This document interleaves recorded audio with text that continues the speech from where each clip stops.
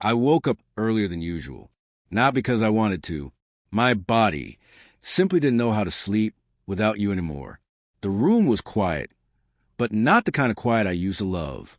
It was the kind that presses against your chest, the kind that doesn't ask, it just reminds you, you're alone. I sat at the edge of the bed, staring at the cup you left on the windowsill. It was empty, just like me. I didn't wash it yesterday, not because I forgot, but because I was afraid to erase the last trace of your touch. Silence sat beside me. It wasn't an enemy. It was a witness. It remembered how you laughed when the tea was too hot, how you buried your face in my shirt when the world felt too loud. It remembered more than I could bear. I stepped out onto the balcony. Autumn had already begun to touch the trees, like you used to touch my hair, gently, as if afraid to break it. Leaves fell slowly, like your words on that final evening. You said, "I'm afraid you'll forget me." I didn't answer, because I knew I wouldn't. But I didn't know how to say it in a way you believe. Now I speak to silence. It doesn't interrupt. It doesn't advise.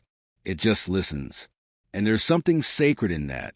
I went to the kitchen, brewed tea, the same kind you loved, chamomile with honey. I never liked it, but now it's a ritual, like a prayer I don't know how to say. I placed 2 cups on the table, one for you, and you know what? It didn't feel strange. It felt right. I sat across from the empty chair, and I began to speak.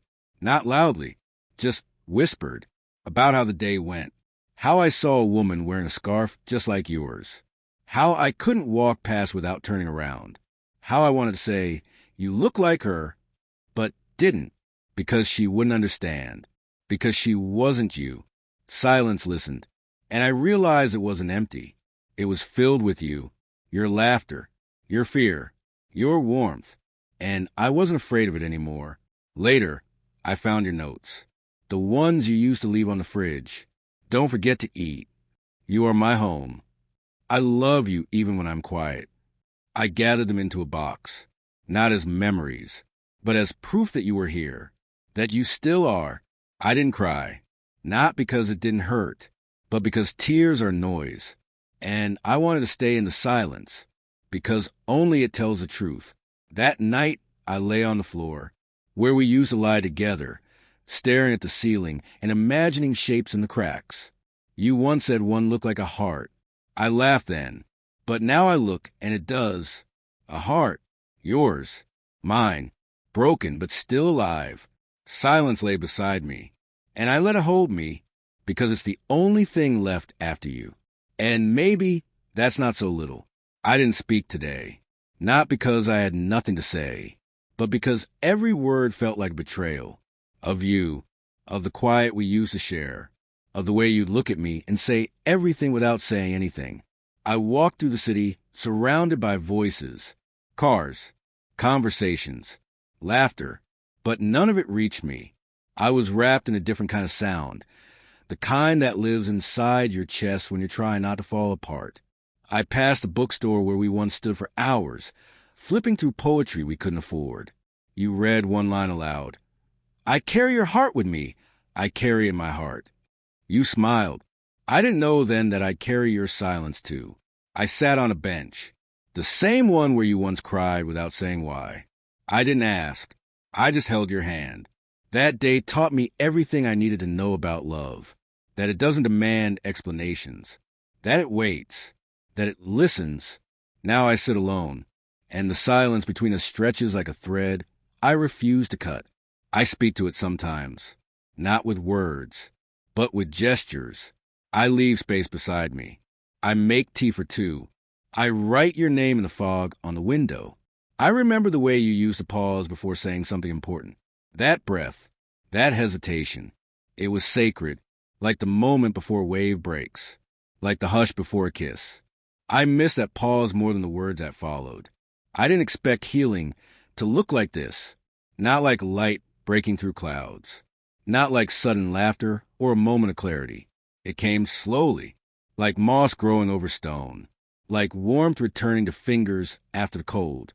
It started with a breath, not a deep one, just enough to remind me I was still here, that my chest could still rise and fall, even without your hand resting on it. I sat in the corner of the room we once called ours, the one with the crooked lamp and the peeling wallpaper. You used to say it looked like a forgotten poem. I never understood what you meant, until now, because grief, too, is a kind of poetry. Messy, unrhymed, beautiful in its brokenness. I didn't clean the room. Not yet. The dust felt sacred, like it had witnessed something holy, like it had settled into the silence and made peace with it.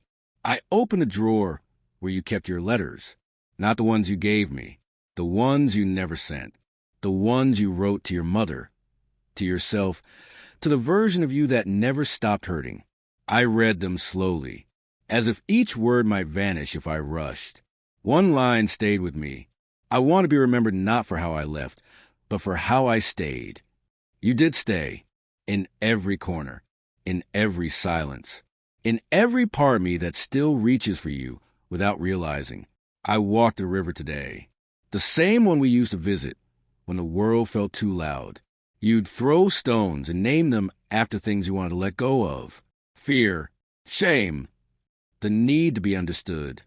I never threw mine. I kept them in my pocket. Maybe I wasn't ready. Today I let one go. It wasn't dramatic. No tears. No trembling. Just a quiet release. A stone named guilt. For surviving. For laughing without you. For dreaming of a future you won't be in. The river didn't judge me. It just carried the stone away. And I stood there lighter. I came home and made soup. You always said soup was a hug in a bowl. I never believed you. But today it felt true. I chopped vegetables slowly. Let the steam rise. Let the silence fill the kitchen. And for the first time, I didn't feel the need to speak. I just existed. And that was enough.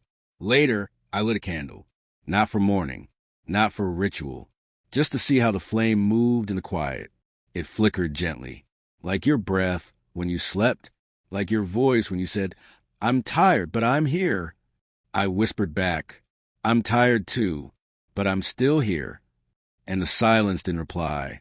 It didn't need to, because healing isn't loud. It's the moment you realize you can sit beside your pain and not ask it to leave. I didn't expect to feel love again. Not the kind that rushes in with butterflies and promises, but the quiet kind. The kind that sits beside you while you fold laundry. The kind that lingers in the way you stir tea, even when no one's watching. I felt it today. In the way the sunlight hit the floor, exactly where you used to sit. In the way I instinctively moved my bag, so you'd have space, even though you're not here. In the way I whispered, "Thank you" to no one, just because the silence felt full. I walked past a flower shop, the one you loved, the one where you'd spend 20 minutes choosing the right shade of sadness. You said flowers were like emotions, fragile, temporary, but worth holding anyway. I bought a single stem, not for a grave, not for a photo, just a place on the table. To say, I remember. I cooked your favorite meal. Not perfectly. I burned the onions, forgot the salt, but I set the table for two. I poured water into your glass. I placed your napkin where it always went. And when I sat down, I didn't cry. I smiled, because love isn't always about presence.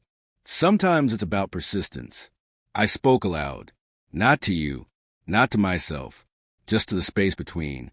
I said, I still love you, not because you're gone, but because you were real. And the silence didn't echo. It absorbed the words, held them, like you used to hold my hand when I was too tired to speak. I found your sweater, the one you wore when you were sick, the one that smelled like chamomile and fear. I didn't wash it. I folded it gently, placed it in the drawer with my own, not to preserve you, but to remind myself that love is not afraid of pain. I lit a candle again, this time not for healing, not for memory, but for love, because love deserves light, even when it's quiet, even when it's alone. I walked through the park, saw a couple holding hands, saw a child chasing pigeons, saw a man sitting alone, staring at the sky, and I thought, we're all loving someone who isn't here, in our own ways, in our own silences. I sat on the bench, closed my eyes, and whispered, "You are still my home." The wind didn't answer. but it wrapped around me, and that was enough.